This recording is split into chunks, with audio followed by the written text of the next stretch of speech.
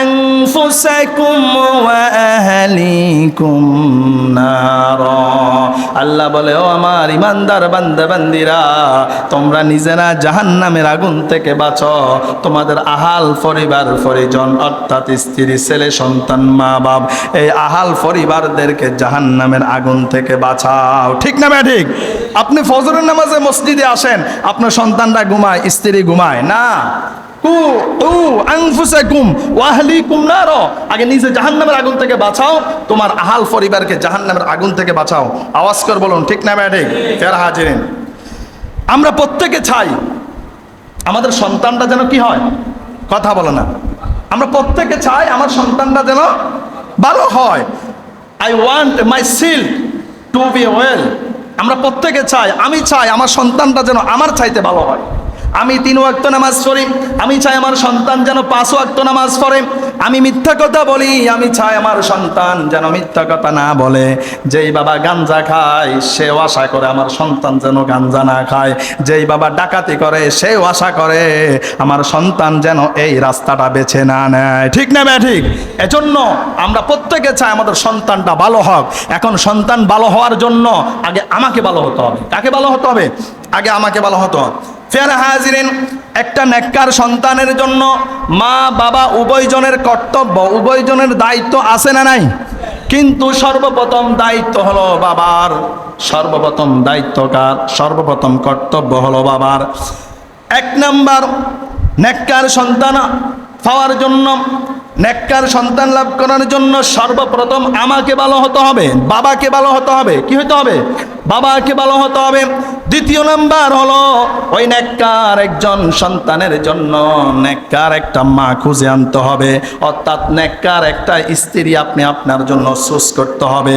আপনার এই স্ত্রী শুধু আপনার ভোগ বিলাসের কারণ না, আপনার এই স্ত্রী শুধু আপনার আনন্দের কারণ না।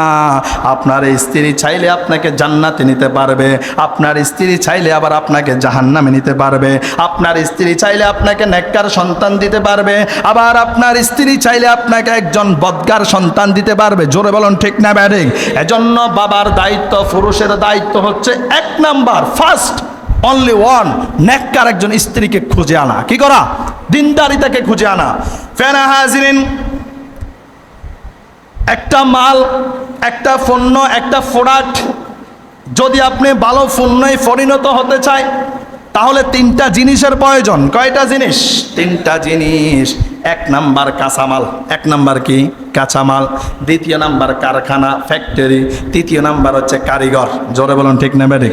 না এর সাথে আর কিছু লাগে? কথা বলুন, আর কিছু লাগে? আর কিচ্ছু লাগে না, 3টা জিনিস। এখন আপনার সন্তান একটা প্রোডাক্ট, আপনার সন্তান একটা পণ্য। সন্তান একটা কি? পণ্য। এই যদি পণ্যটা ভালো হতে চায়, এই সন্তানটাকে যদি আপনি ভালো প্রোডাক্টে পরিণত করতে চান, নাম্বার 1 পণ্যেই যদি আপনি পেতে চান, আগে কাঁচামাল ঠিক করা লাগবে। আর এই কাঁচামাল হচ্ছেন আপনি বাবা। ঠিক না ভাই? ঠিক। কথা বলে না। কারণ এই যে সন্তান হয়, সন্তান এটা কার উরুস জাত থেকে যায়? বাবার উরুস জাত থেকে, পুরুষের উরুস জাত থেকে নারীর দেহে এটা আমানত হিসেবে যায়।